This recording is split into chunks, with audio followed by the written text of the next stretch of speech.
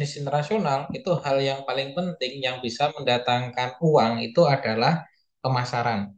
Nah, dan di dalam pemasaran, salah satu hal yang paling penting sebelum melakukan pemasaran itu adalah kita harus menentukan dulu yang namanya segmentasi, targeting, dan juga positioning. Saya silent dulu. Silent.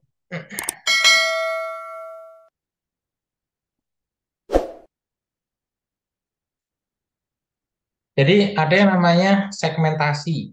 Ya. Jadi segmentasi dalam kegiatan bisnis itu adalah memilih pasar sasaran, ya. Yaitu mencari peluang atau menggerogoti segmen pemimpin pasar.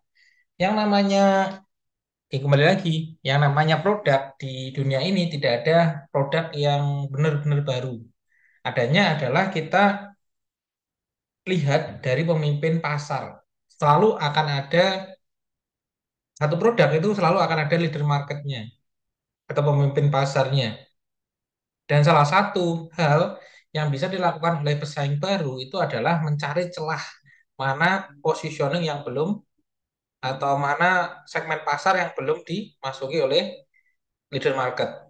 Karena teman-teman tahu bahwasannya yang namanya produk itu tidak bisa selalu memuaskan semua kalangan, ya. Jadi tidak bisa memuaskan semua kalangan. Tentunya akan ada contohnya adalah segmen bawah itu pengennya adalah produknya ada dan murah dan banyak.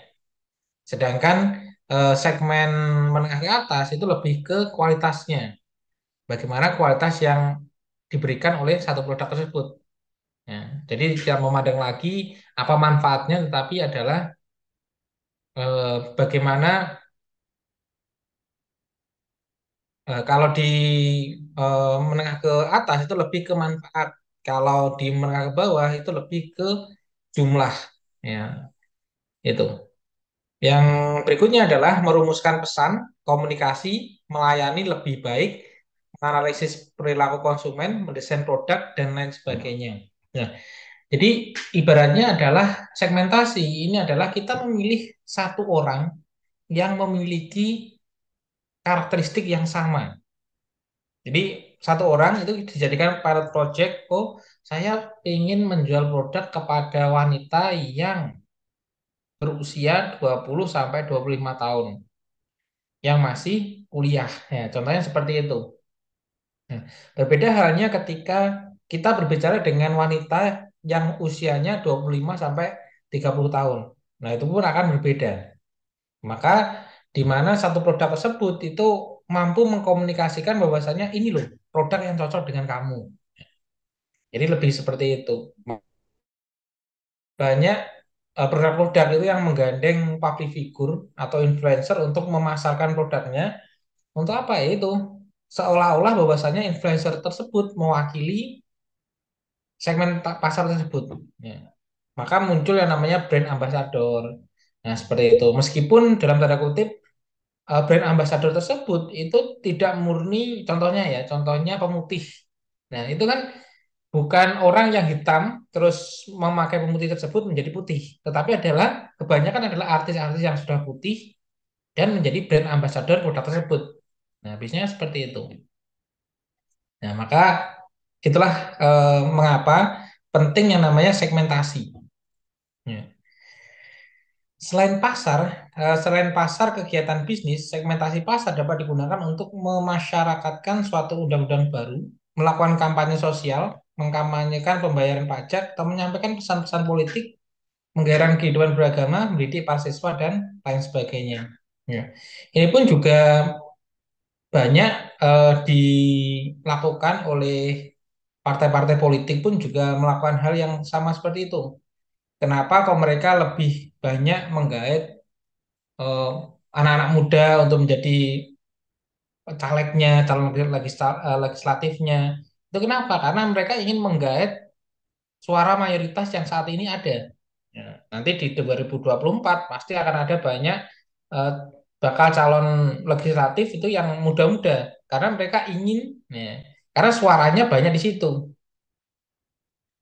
Segmentasi tidak dibutuhkan selama tidak ada persaingan, ya. Tetapi globalisasi ekonomi dan kemajuan teknologi seperti ini tidak ada produsen yang bebas dari persaingan. Era pasar umum sudah berakhir. Nah, jadi maka ketika kita berbicara tentang bisnis, ya, itu semua orang itu arahnya sama, ya, produknya sama. Tetapi apa yang bisa membedakan satu produk dengan produk yang lain? Ya. Maka perlu adanya segmentasi ini. Oh, produk A ini dikhususkan untuk anak muda. Oh, produk B ini dikhususkan untuk orang-orang yang tua dan lain sebagainya. Contoh yang kita lihat di sosial media, contohnya seperti itu. Ya. Facebook itu lebih banyak orang-orang yang umur 35 ke atas. Sedangkan Instagram itu lebih ke 35 tahun ke bawah. Nah, contohnya seperti itu. Itu pun di setting padahal itu sama, pemilihnya juga sama, untuk fiturnya juga sama. Kenapa demikian? Karena ya memang setting seperti itu. Ya. Sama halnya seperti Twitter. Nah, kenapa Twitter banyak sekali yang masih menggunakannya? Ya, karena itu dikhususkan untuk memang eh, untuk trendingnya itu lebih cepat. Nah, seperti itu. Itu lebih ke padahal ya kan. Padahal fiturnya hampir mirip seperti Facebook ataupun Instagram. Nah, maka muncul juga yang namanya TikTok. Nah, TikTok pun ini juga merubah tatanan sosial media juga. Ya. Kalau dulu sosial media hanya untuk berinteraksi, kalau untuk transaksi itu bisa langsung DM atau lebih ke chat langsung, ya, langsung ke eh, apa negosiasinya itu di dalam message atau pesan. Tapi sekarang, ya, TikTok pun itu sudah punya marketplace.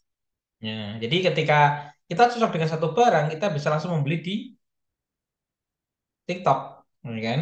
Nah, maka sekarang di Shopee, Bukalapak, Tokopedia itu pun juga ada fitur untuk live, ya, untuk lebih dekat dengan customer dan lain sebagainya. Itu pun juga merubah hal yang seperti itu juga. Nah, contoh yang lain, ya, zaman dulu surat kabar dan majalah, ya, redaksionalnya macam-macam dari ekonomi, hukum, teknologi, kriminal, pendidikan dan lain-lain. Ya. Tapi kini era pers umum sudah berakhir. Ya. Ya, kalau dulu kan ada ekonomi itu kita bisa baca Kontan, Harian Bisnis Indo, Neraca, Wanita Dewasa, Femina, Nova, Dewi, Wanita APG, Gadis, Mode, Hai, dan lain sebagainya.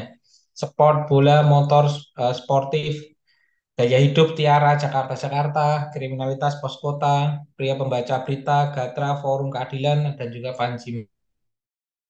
Seperti itu.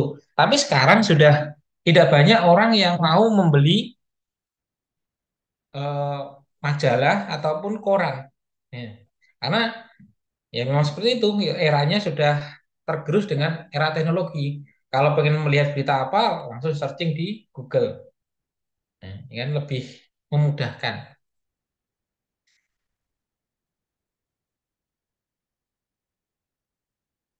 Nah, kalau dulu ya media cetak itu sudah mulai membedakan pembacanya dari segi gender, kelas sosial ekonomi atau minat yang spesifik. Ya. Tanpa segmen yang jelas, mereka akan kesulitan memasarkan produknya, mendesain berita dan menarik iklan, karena semakin heterogennya konsumen, maka produsen tidak dapat membuat produk yang dapat melayani siapa saja, di mana saja, dan kapan saja. Justru sebaliknya, yang terjadi adalah akhirnya produsen tidak dapat melayani siapa-siapa. Ya. Selain media massa, konsumen juga berubah. Kemajuan ekonomi dan pendidikan telah mengakibatkan pilihan-pilihan lebih luas. Manusia yang memiliki selera dan pendidikan yang berbeda-beda kini dapat menyalurkan aspirasinya menurut kegiatannya masing-masing. Ya. Jadi poinnya adalah ketika kita ingin menjual produk itu yang dijual kepada seluruh orang atau semua orang itu adalah tidak kita tidak dapat melayani siapa-siapa. Contohnya itu adalah ini seperti ini. Nah, mereka lebih fokus ke apa yang konsumen mau. Nah, kalau pengen membaca tentang ekonomi, bisa baca kontan nih. Ya. Kalau pengen wanita dewasa, itu femina, dan lain sebagainya. Seperti itu. Jadi lebih tersegmen. Konsumen secara aktif memilih tempat tinggal sesuai dengan kemampuan keluarga, gaya hidup, dan kelas sosial ekonominya.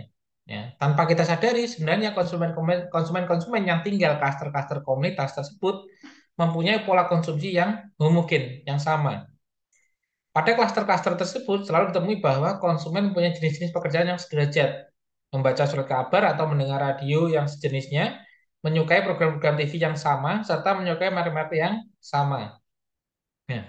Jadi teman-teman sekalian, eh, pasti di daerahnya masing-masing ada perumahan-perumahan, ya, di mana perumahan-perumahan tersebut itu ada range harganya. Ada yang eh, 300 jutaan, ada yang 500 jutaan, ada yang 1 M, ada yang 2 M. Itu pun akan berbeda-beda di setiap daerahnya. Dan itu pun lebih memudahkan marketing untuk melakukan penawaran. Karena itu memang hampir sama. Jadi orang-orang yang klasternya itu klaster-klaster subsidi itu akan sama untuk kesukaannya. Kita pun bisa menjual menjual produk yang sama.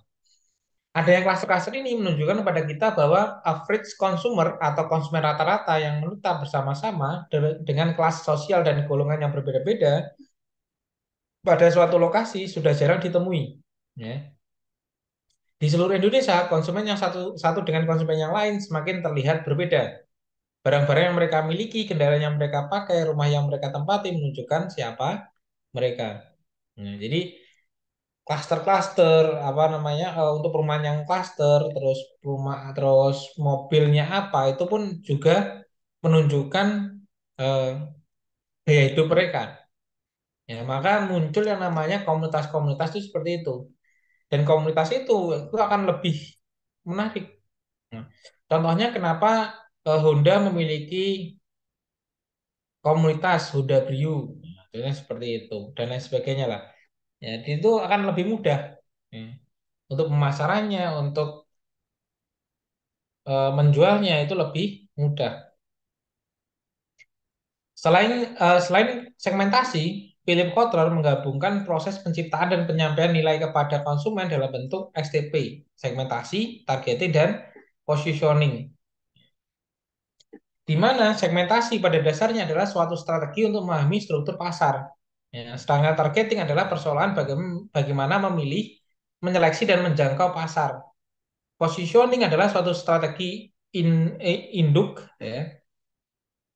Oh, positioning adalah suatu strategi untuk memasuki jendela otak konsumen. Ya. Jadi tiga hal ini saling berkaitan. Segmentasi itu adalah strategi untuk memahami struktur pasar. Jadi kita melihat nih produk kita itu cocok untuk produk apa, untuk kelas apa, untuk konsumen yang tipe apa. Lalu kita memilih nih ya, atau menseleksi mana pasar yang cocok dengan produk kita. Jadi yang pertama kita melihat segmentasi itu adalah melihat seluruh pasar. Ya, yang ke targeting itu adalah memilih mana pasar yang cocok.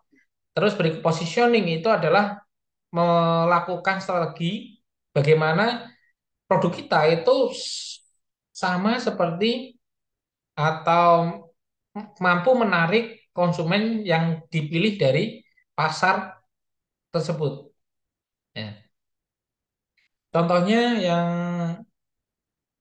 eh, yang terlihat itu adalah iklan rokok.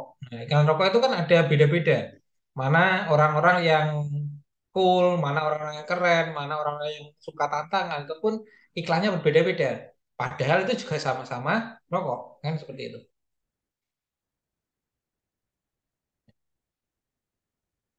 Jadi kalau dulu itu kita menggunakan pemasaran massal. Kalau sekarang kita berganti ke pemasaran yang segmentasi. Kenapa kita harus masuk ke pemasaran yang segmentasi? Karena kalau dulu itu lebih ke produk oriented, kalau sekarang itu lebih ke konsumen oriented. Ya. Dan juga Yang pertama itu adalah banyak sekali persaingan yang semakin gencar. Ya, banyak produk yang muncul di pasaran, maka kita perlu membedakan dengan para pesaing. Yang kedua adalah objektif adalah memenangkan persaingan dengan memperoleh keuntungan yang normal. Ya. Yang ketiga, konsumen yang memiliki karakter yang berbeda-beda diberlakukan berbeda-beda. Yang keempat adalah produk baru dibutuhkan untuk menjangkau segmen-segmen baru tersebut. Yang kelima, strategi perusahaan secara adaptif, responsif terhadap perubahan-perubahan selera pasar.